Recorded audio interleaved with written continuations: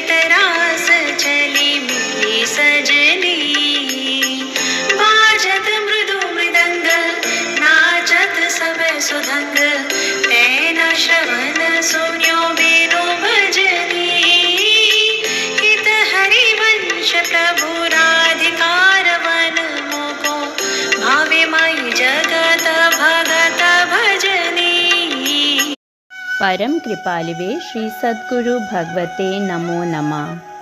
मानवती प्रिया को रासोत्सव में चलने के लिए हित सखी उन्हें प्रोत्साहित कर रही हैं और कह रही हैं कि हे राधे, देखो पूर्ण चंद्र की सुंदर रात्रि है और श्री हरि सघन लता भवन में खेल रहे हैं। हे सखी, यमुना के तट पर कल्प वृक्ष के निकट ही श्याम सुंदर ने रास की रचना की है, तुम भी चलकर उसमें जा मिलो। अरे वहाँ कैसे कैसे मधुर मधुर स्वर में मृदंग बज रहे हैं, ज़रा चलकर देखो तो सही। क्या तुमने प्रियतम की मधुर वंशी नहीं सुनी? हे सखी, ये आपके प्रियतम हैं और समस्त विश्व के भजनीय तत्व भी हैं। तुमने मान किया हुआ है, इसलिए न जाने ये तुम्हें कैसे लगते हैं, पर मुझे तो ये बहुत ही अच्छे लगते हैं। यदि तुम मान को त्याग दो तो तुम्हें भी यह अच्छे लगेंगे। वैसे तो ये तुम्हें भी सदा अच्छे ही लगते हैं, पर अभी मान के कारण थोड़ी दूरी बन गई है। जो मान प्रियतम में बुराई का भ्रम उत्पन्न कर दे, वह तुरंत ही त्यागने योग्य है। इसलिए आप अब मान का त्याग करके प्रियतम से जा मिलें। कृष्ण तो ब्रह्म हैं, सर्वेश्वर हैं और जीवों के लिए एकमात्र गति हैं। समस्त जीव इन्हीं के ही अंश हैं। भगवान शुक राजा परीक्षित से कहते हैं कि जिसे अभय पद की आवश्यकता हो, उसे श्री हरि का ही श्रवण कीर्तन और स्मरण करना चाहिए। अंतकाल में भगवान का स्मरण रहे, यही मनुष्य जन्म का परम लाभ है। अन्य अन्य अवतार तो कृष्ण की ही अंश कलाएँ हैं, पर श्री कृष्ण तो स्वयं भगवान हैं। यह था इस पद का भावार्थ। अब हम अगला पद लेंगे। बिहरत दो प्रीतम कुंज, बिहरत दो प्रीतम कुंज। अनुपम गौर श्याम तन शोभा, बन बरसत सुख पुंज। अद्भुत खेत महामन मत को, दुंदु विभूषण राव। जूझत सुभट परस्पर अंग अंग, उपजत कोटिक भाव। भर संग्राम श्रमित अति अबला, निद्रायत कल नयन। पिय के अंक निसंक अंक तन, आलस जुत कृत सैन। लालन मिस आतुर पिय परसत, पुरुनाभि उर्जात। अद्भुत छटा विलोकी अवनि पर, विथकित वे पथगात। नागरी निरखी मदन विष व्यापत, दियो सुधाधर धीर।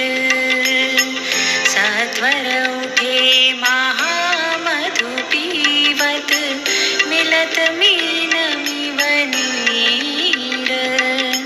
अब ही मैं मुख मध्य बिलोके, बिंबाधर सुरसा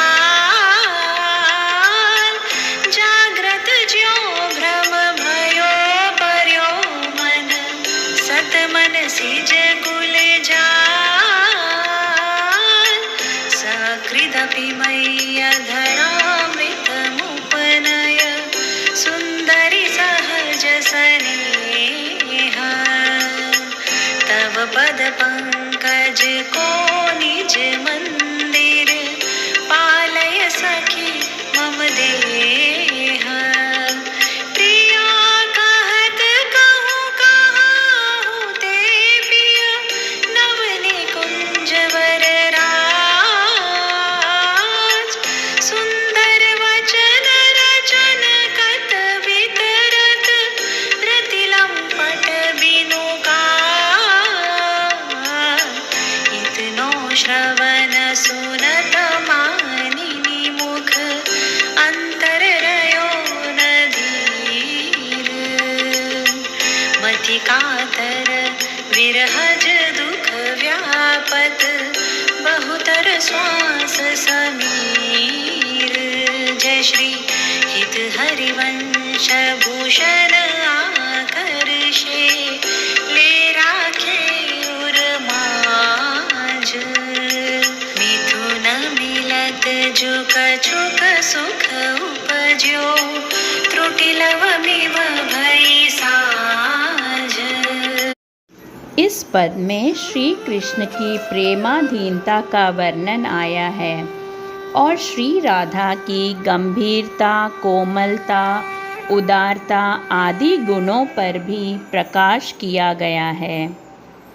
हित सखी साक्षी भाव से इनकी लीला का दर्शन करती है और फिर निकटवर्ती सखियों को उस केली का वर्णन करके सुनाती हैं।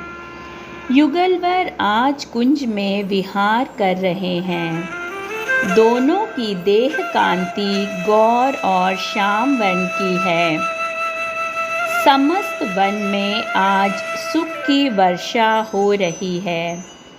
आज प्रियवर के आभूषणों की ध्वनि मानो दुंदुभी नाद कर रही हो।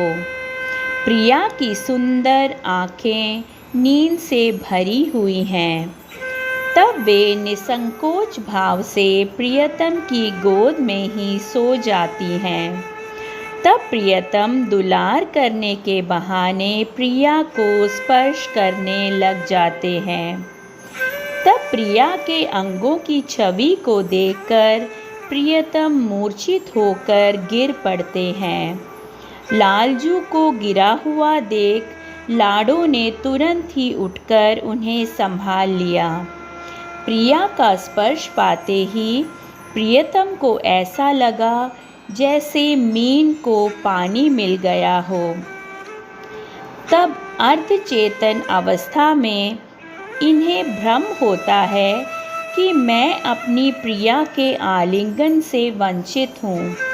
इस विचार से वे अत्यधिक व्यथित हो जाते हैं।